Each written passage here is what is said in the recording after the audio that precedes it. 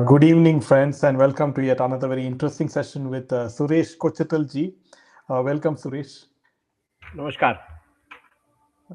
So, Suresh ji, starting with the first piece of news, and we have Rahul Gandhi, taking a jibe at Modi ji and, accusing him of surrendering to pressure by Donald Trump.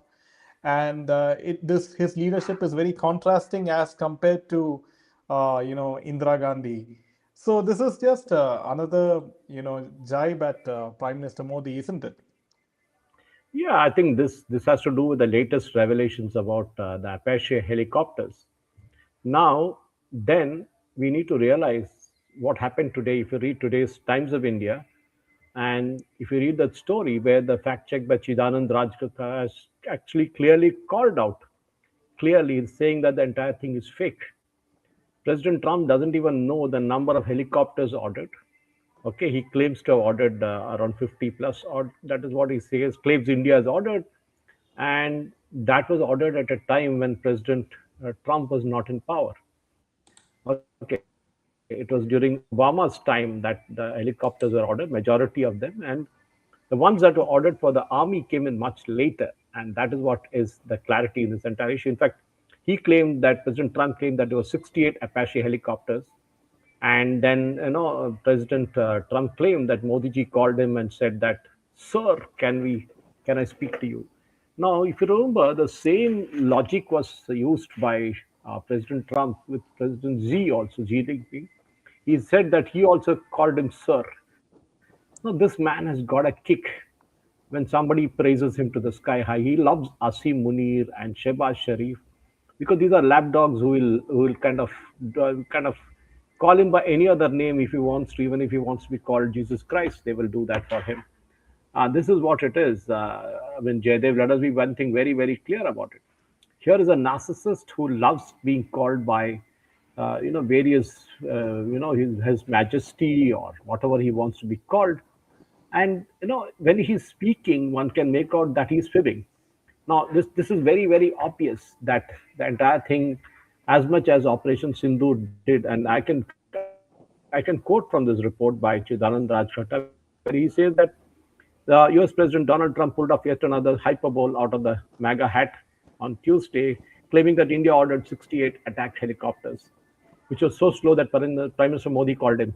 Now, the review of the official contract, if you look at it, and the delivery records, if you look at that too, shows that the conversation with the military and the diplomatic sources does not align with the facts. India, in fact, has ordered only 28 Apache helicopters in total, and as of December 2025, all have been delivered.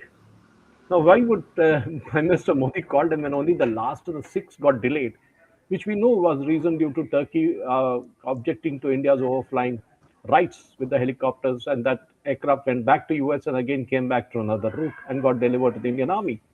Now, this is something that we need to be very, very kind of skeptical of President Trump, because remember what he did with Operation Sindoor. He claimed that he is the one who set it right. He is the one who called the entire thing. This is a consistent thing with him, that he loves bringing down another president or a prime minister who doesn't kind of curry favors with him.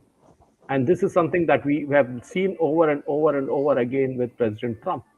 And this particular one, in fact, if you look at the Operation Sindoor part also, very, very clearly, we're seeing that President Trump loves to kind of make claims when none exist. Now, I'll give you an example. He says Pakistan, during the India-Pakistan Sindoor, Operation Sindoor, it was he who stopped the war. And we saw that later that one of the White House officials actually got a medal for it. Now, wondering why President Trump didn't get the medal for it. That is the question we need to ask ourselves.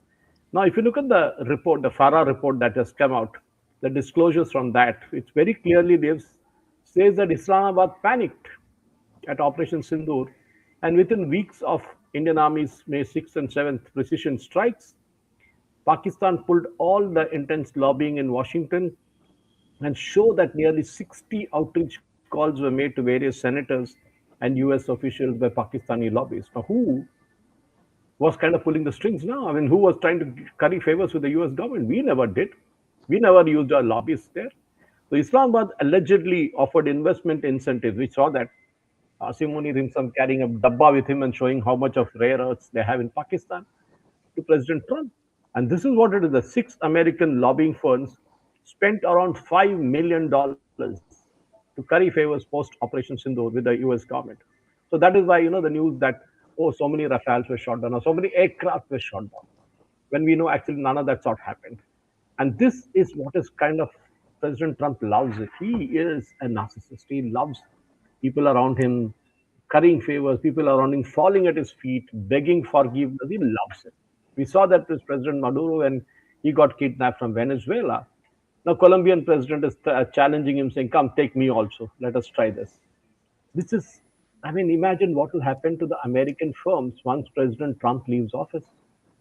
So the next president who comes in will not be like this. He'll be totally different, or at least majority will be different. And that is why you see the oil firms that are supposed to go to Venezuela, like Chevron and ExxonMobil, are not willing to go because, see, if you're going to put $50 billion, and by the time you start digging and getting the fuel out, it'll be President Trump will be gone. He'll not be there for another term. And what happens after that? Suppose tomorrow the next president who comes in and says, "I don't care a damn about Venezuela. It's your problem. It's your money. Gone down the drain." And that is what is going to happen, Jaydev. This is something that is most ridiculous with the U.S. president. See, there when you are the most powerful man in the world, as you claim to be, you need to ensure that you are consistent. That the cat is not white one day and the same cat doesn't become black the next day. You have to have a consistent approach. I mean, right or wrong, we don't care a damn about it, but you need to be consistent about it. Here is somebody who says something one day and next day says another thing. 68 helicopters. Where did we order 68? It is 28. You can't even remember numbers. And this is a psychological problem. If you post the videos that President Trump is speaking, different videos at different points in time, you'll see that most of the time he makes mistakes when he does it off the cuff remarks. And this is what is there off the cuff remarks he makes. And that when he's standing by the door side in Air Force One and the media guys are on there, and he loves publicity. So he goes and makes some wild statement, okay, that we're going to run Venezuela for the next foreseeable future. Whereas Marco Rubio, who's more aggressive than Trump because he is basically a Cuban, he doesn't make any statement like that. And this is the problem that nobody in the presidential circle, inner circle, has the guts to say that the emperor has no clothes. Something very close to what Rahul Gandhi is. The Bhajan Mandali around him, K.C. Venugopal and others, don't have the guts to tell him that what he's saying is a blunder. And that is why you see they make mistakes again and again and again, become a laughing stock in front of the entire world. I mean, look at the way the Venezuelan issue was dealt with. They could have been done more professionally. Even if you want to kidnap him, you could have done that. But why all that drama? Quietly get him to the US, put him before the court, narco terrorism or whatever, God damn it, you have it. Put the charges on him, lock him and his wife up somewhere. Nobody minds. I mean, after all, Maduro is not Mohandas Karamchand Gandhi. He is not. He's a different character altogether. You know, the guy who succeeded Hugo Chavez, and Chavez himself was notorious. The problem with President Trump is he loves publicity. He's a real estate guy. He's a transactional person. He loves selling flats, sells apartments, sells land, everything. So, the typical mentality when you do that is this, that you put something before them and say, "Do you like this or not? Even if you don't like it, take it." This is the deal that he does. And the Bitcoin deals and other things that he's doing across the world with all those regimes which are very shadowy. I mean, if you can kidnap Maduro, you might as well kidnap Asim Munir because he's a bigger terrorist than Maduro. At least in our, parlance in the in India parlance, saying that he sponsors so many terrorists. Osama bin Laden was found hiding in Pakistan, not in India. This is what it is. So I think we need to kind of just discount this gentleman.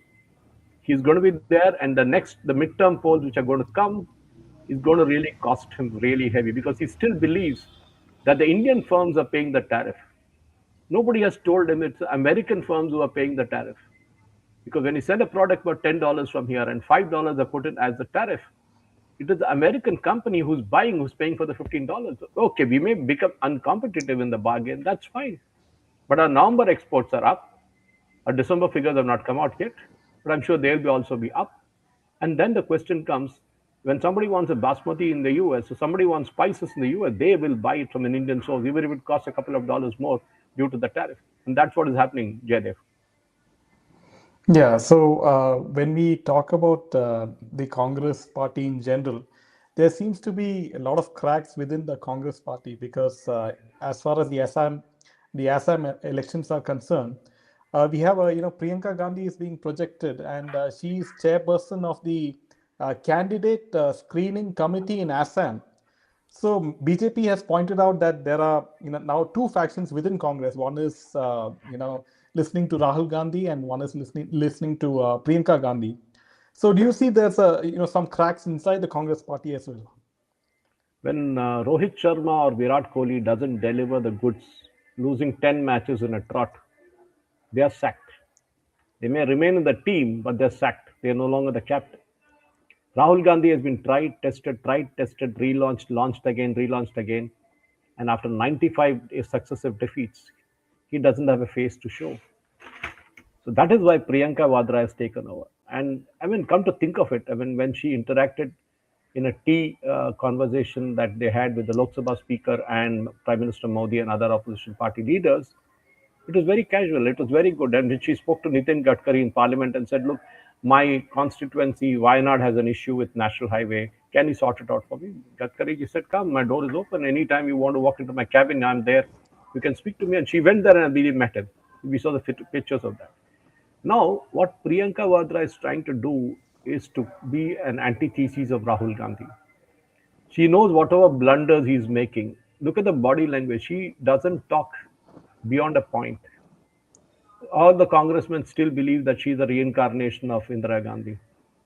I mean, if looks could be that, we could have had a number of film stars being our prime minister, but it doesn't work that way. She changed the names of her kids to Gandhi, not Vadra. That is a big point again there for you. So everything that the Congress has gone wrong with the Congress is what Priyanka is trying to correct, Jaydev. And for that, if she goes to Assam and sits with Gogoi and says, "I want to make the list of people who are going to win this election," that is good, because last time when Bihar happened, if you recollect, Rahul Gandhi was in Colombia. He was not. He was not in Bihar. I mean, here three people, that is Lalu Prasad, his son, and Rabri Devi went and down. The Tejasvi and Rabri Devi went down to Delhi because they had a court case there where the charges of framing were charged against them in the cash for job scam or land for job scam. They waited 3 days to meet Rahul Gandhi, and he refused to meet them. I mean, they are his principal alliance partner in Bihar, and 3 days, Lalu and his family shamelessly waited for Rahul Gandhi to meet them. Remember the story of Himanta Biswa Sharma? When he was a senior Congress leader from Assam and he had a problem with Tarun Gogoi, he went to meet Rahul Gandhi, and we all know the famous story where Himanta Biswa was fed the dog biscuits, and he promptly walked away and walked right into the BJP camp. And today he's one of the senior most leaders of BJP, the chief minister of Assam, and controls everything in the northeast. Congress knows how to drive the talent out of the door. And that's the biggest capability in the party. Ghulam Nabi Azad, Tom Wadakan, you name it. I mean, I'm not saying Tom Wadakan is a big leader, but I'm just saying, look at the way they've driven out people from the party. Okay. The stalwarts, the kids of the stalwarts of the Congress are all with BJP today. And that is what you're seeing. It is no surprise that the leftover congressmen are now struggling to survive. Because remember, at the end of the day, Trinamool Congress was a Congress party before. Okay, Mamata Banerjee was with the Congress. That is why it's Trinamool Congress, not Trinamool BJP or Trinamool CPM. And look at the other way around, the NCP, the Nationalist Congress Party. Sharad Pawar walked out of the party, walked out of the Congress because he couldn't get along with Sonia Gandhi. He felt Sonia Gandhi was a foreigner. So be it.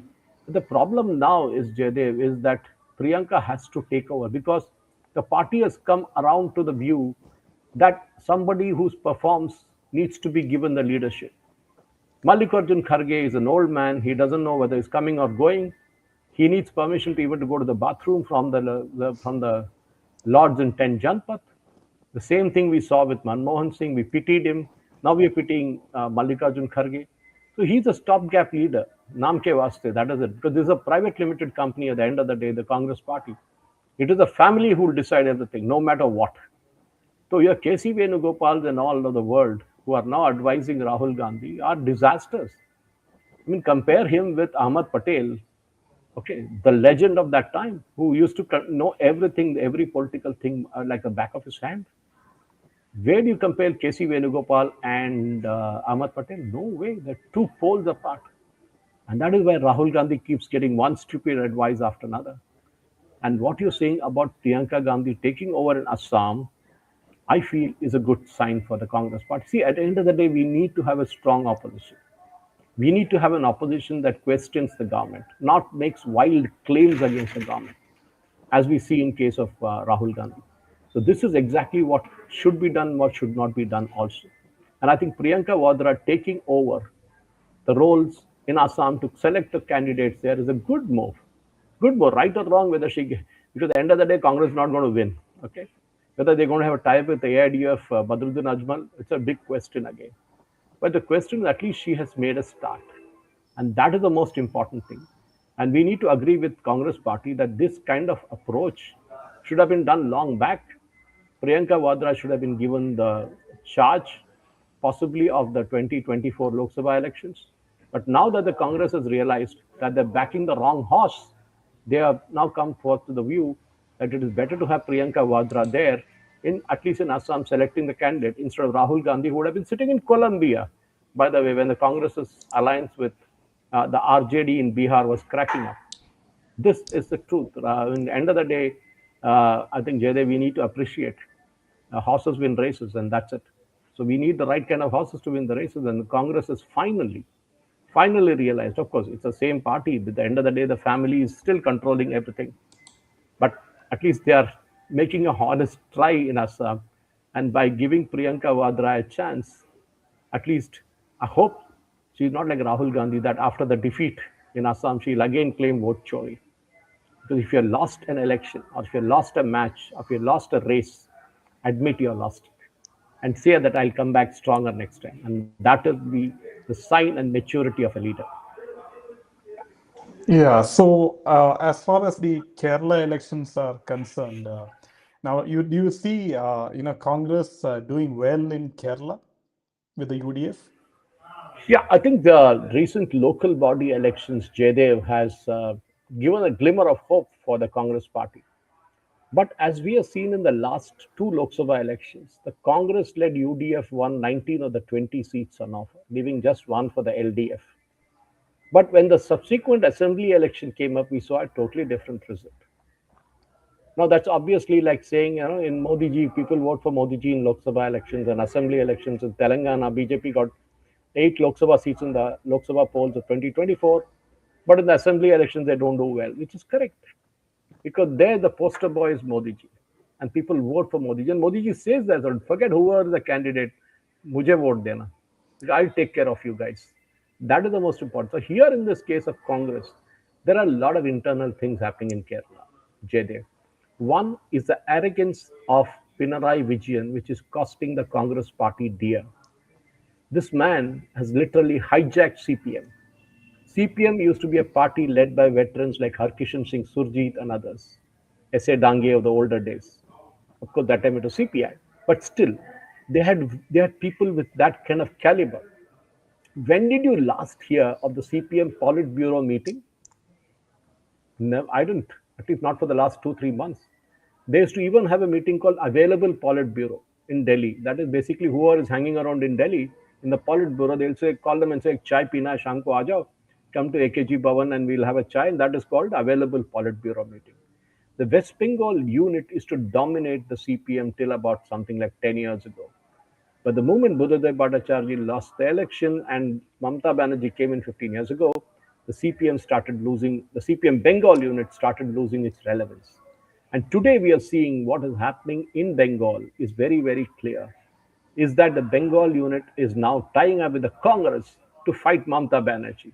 And in Kerala, it is just the opposite. So when you ask me, is Congress winning in Kerala? The reason being is Pinarayi Vijayan's arrogance, the Shabarimala issue, that the entire gold scam that is happening in Shabarimala, for which the investigation is still going on under the supervision of the High Court, and of course, the other things that are there. People are basically fed up. of the CPM more than the left front. Left front also has CPI and smaller parties. Even an ally like the Kerala Congress Mani group, led by Joske Mani, has failed miserably in the local elections, the panchayat and the municipal elections. In the Kottayam Pathanamthitta district, where they're supposed to be really strong. So that's a sign of things to come. And I think Pinarayi Vijayan has kind of messed up the situation, but I still have the feeling that the Congress can mess it up, just like they did in Haryana, where they gave BJP the entire thing on a platter and said, take it. The Congress knows how to lose a winning election, and they're very good at it. And I'll not be surprised if the candidate selection this time goes wrong. BJP wins something like 10 to 12% votes in Hindu strong areas like Kasargod, Nileshwaram, Tiruvananthapuram, maybe Thrissur, Palakkad, Tripunithura, Ernakulam area, some areas of Ernakulam. Then the vote difference in Kerala usually is 1 to 2%. And if BJP takes away 10%, then it's going to be a different result altogether, because assembly elections are on a smaller segment. Unlike a Lok Sabha, which is 6 assembly or 7 assembly constituencies, here the margin of victory would be 2,000 to 3,000 votes. And if BJP can swing away a larger number of votes, they may not win it, but they can still create a difference. Of course, they are aiming to win at least 5 seats. That's what BJP says, Nemam included. Maybe Palakkad. Last time there was a deal between CPM and Congress, which saw Mr. Sridharan losing the elections. But technically, BJP can still win Palakkad. Whether they will win in other parts of the state is a matter of question. It's a $1 million question out there. But Congress winning, as of now, yes. But yesterday, CPM put out a detailed note asking its party men to go all out. They given ministers responsibilities, saying this person is responsible for this person is responsible for this, and a specific detail has been given out. And I think Pinarayi Vijayan has made a good move with that. At least there is a sense of responsibility there now. After the local body elections lost, Pinarayi Vijayan realizes that the time is up for him, and if he doesn't come back strong, his position in the party will be weak, and the Bengal unit may make a comeback. Yeah, and he also showed this photograph of Sonia Gandhi with Unnikrishnan Poti. Yeah, there was a video that came out about him with Unikishan Poti after this. So there's a competitive secularism going around in Congress and CPM, because the irony is that they're fighting in Kerala, and the moment they cross the Valaya River, they are together in Tamil Nadu. And from there all the way up north into Bengal, they're all together. They hold the same two flags and walk around. But in Kerala, they fight like dogs. I mean, it's a kind of show. It is kind of a it's a comedy, basically a comedy of errors that is happening, because Kerala is the last stand for CPM, and once they are out of it, like Venezuelan president, and they will also need to ask Trump to come and kidnap them from Kerala, because that is the only thing that is left for them. And if they are out from Kerala, and if Congress doesn't mess up this time, like they did last time, or like they did in Haryana, then Congress has a good chance of winning. Congress, what I meant by Congress is the UDF, because a big part of the northern win has to be Indian Union Muslim League, IUML. And yesterday we saw a raid on SDPI cadres, where police are said to have recovered, Kerala police, mind you, has recovered a large amount of arms and ammunition from a school, which was dumped there by SDPI, which is the political arm of PFI. Now, to raid a Muslim school, if it is done by BJP in Haryana or in Punjab, sorry, in UP or elsewhere, there would have been a hue and cry. But in Kerala, the police not only raided, they put out a press note saying they got so many bombs, because SDPI is a real threat for CPM and they want to counter them. Unless SDPI comes around and starts saying that we will support the CPM, till then there will be pressure on the SDPI. So the Muslim vote in the Malabar area, which is technically now under the Indian Union Muslim League, will be a big toss-up, because CPM never got Muslim votes like that. They didn't even get the Christian votes. So they were getting a bit of the Muslim votes, but not much. And this time, if the Muslim and the Christian votes go to Congress-led UDF, then it's curtains for CPM.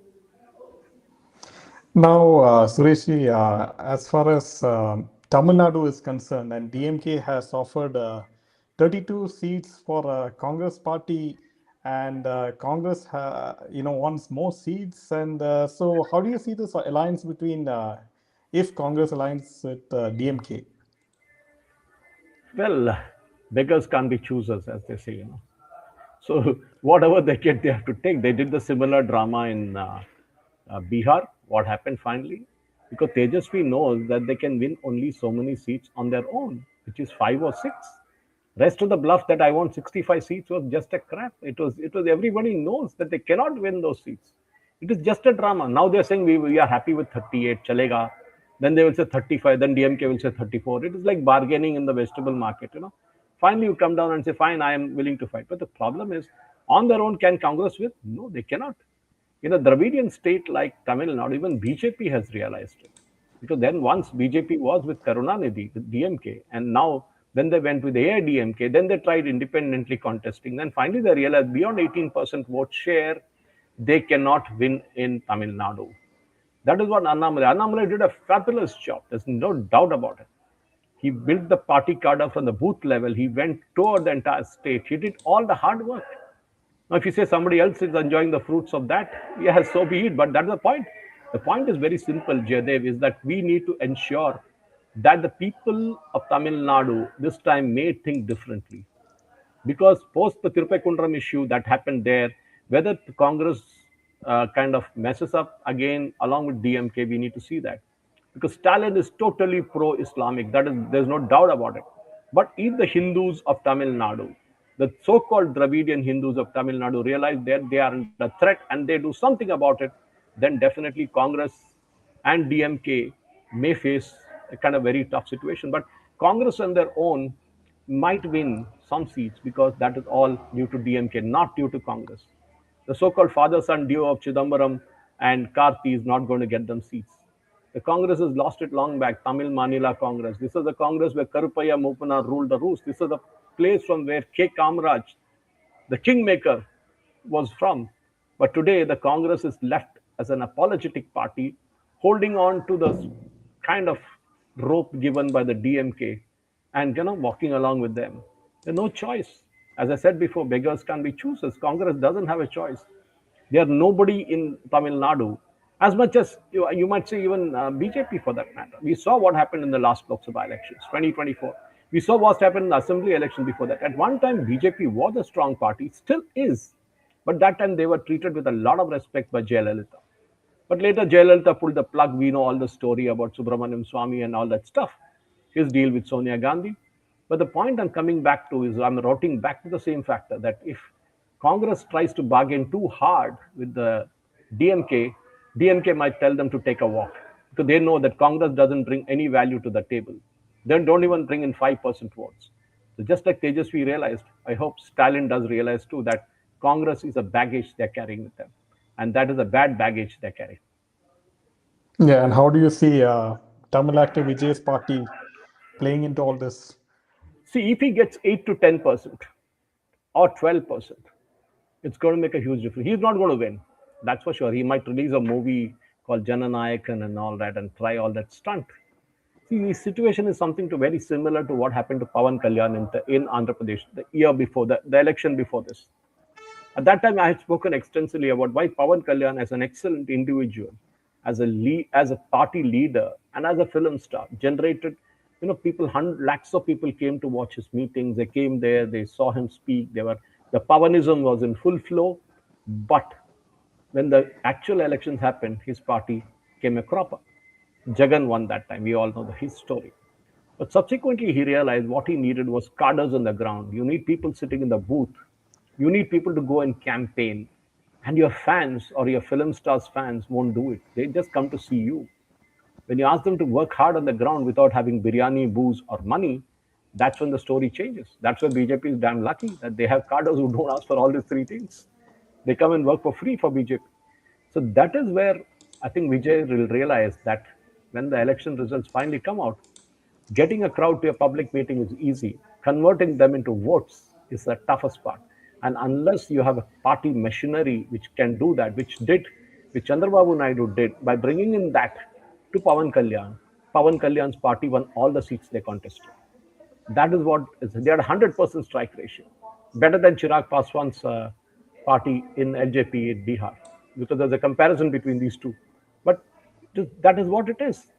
So Vijay on his own, if he thinks that the film stars, the crowds can bring in votes, then so be it. I mean, just because M.G. Ramchandran, a Malayali, was able to become the chief minister of Tamil Nadu, or J. Jayalalitha, a Brahmin from Mysuru, was able to become a chief minister, why not Vijay, Joseph Vijay from Tamil Nadu, born Tamilian, can become the chief minister of Tamil? It's a far, far. Where is MGR?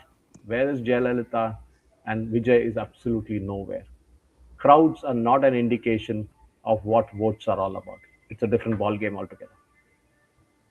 Yeah, so coming to the last point, Suresh, you were talking about Trump, airlifting Maduro, and in the midst of all that, Modi ji goes to Guyana, and he has agreed to buy, oil from the crude oil, up to 2 million barrels of crude oil from Guyana. So you see how, India, Modi ji is also playing his game as well. We need to, every president, every head of state, every prime minister today of any nation is doing the marketing job for his country. If Modi ji goes to Guyana or if he goes to Ghana, if he goes to XYZ country, he's not going there for the heck of it. He's not going there to get an award, the best citizen or the highest civilian honor and all that. There is a method in the madness everywhere. And that is what it is. If I'm getting rare earths from Africa is the game, so be it. He does it very well. If it's to get oil from Guyana, yes, so be it. Because remember, we have still have, I think, oil drilling facility in Venezuela, the ONGC Videsh. We put in a couple of $1 billion there, for which we got nothing much out of it. But hopefully, now that Maduro is gone and possibly we can start drilling again, and President Trump will be happy to say, okay, carry on, no issues. Okay, don't drill more than what you've been given. For the rest, we are going to drill. So that is what is going to happen. So Modi ji going to Guyana, yes, it's shipping it from there all the way to India is going to be expensive. Yes, that is one thing, because Middle East is closer for us. But if we can get it at a lower cost, like what we did with Russia, maybe at not that low, because oil is now ruling at $60 a barrel. So even if you get it at $55 a barrel, it's still worth the game actually. And if refining is an issue, then we can even refine somewhere en route, okay, and we can sell it to a third country and still make money out of it. That's like what we're doing with Russian oil now. But if you want to use it for our own purpose, then yes, then the question of toss up of economics in terms of the shipping cost, in terms of the refining cost, etc. But Modi ji has been playing this game quietly. You don't need to make a song and dance about it because you don't want to attract the attention of Donald Trump again. Possibly he'll kidnap the Guyanese prime minister or president now, for all it's worth. So I think he's done a good job. It's been done in Africa before. Modi ji went there. He struck a deal for the rare earths. Not much spoken about it, but he has done it. And hopefully, these kind of deals are what all prime ministers and presidents do. So when Trump goes out, he sells US products, US services, US military hardware, and of course, he sells some threats also. And every other prime minister, be it Keir Starmer or be it Albanese, anybody who goes out does this. They sell their country's manufacturing facility. Xi Jinping does it. So Modi ji did nothing wrong. Possibly we'll give Guyana something else in exchange, maybe technology, maybe some more money to drill because they don't have much of money. So we will invest that. ONGC might put in a couple of billion there too. And of course, it's a good move in the end of the day. But as I said, hopefully President Trump didn't hear or see all this. So Guyana should be careful. Do you see Trump any day taking over Greenland? Yeah, I think see, he wants to buy Greenland. That's the latest talk that is going around. Because remember, in the 1800s and all, US bought a lot of territories that makes up present day US. Alaska was bought from the Russians. So, but that was a different geopolitical world then. Today, it's a different thing.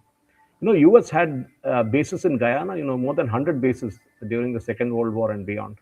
So it's not a new place for US. They know the place. It's a place where nobody stays basically because of the extreme weather conditions. But it is because attractive because in today's scenario, rare earths and etc. All that stuff is a great thing to have. And definitely, President Trump might strike a deal with Denmark. He might not conquer or occupy, but he'll say, "Give me a lease, give me a half of Greenland on lease, and I will drill, drill, drill." As he says, drill, baby, drill, and then he will make some oil out of it or some rare earths or whatever is available out there.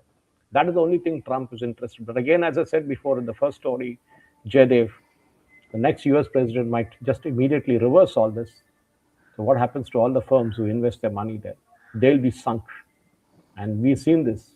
History is repeating itself again. Yeah, that was a wonderful session, Sureshi, and we'll see you again next week. Thanks for coming. Jai Thank you Hind. very much. Thanks for having me on. Yeah, and Jai Shri Ram. Jai Hind.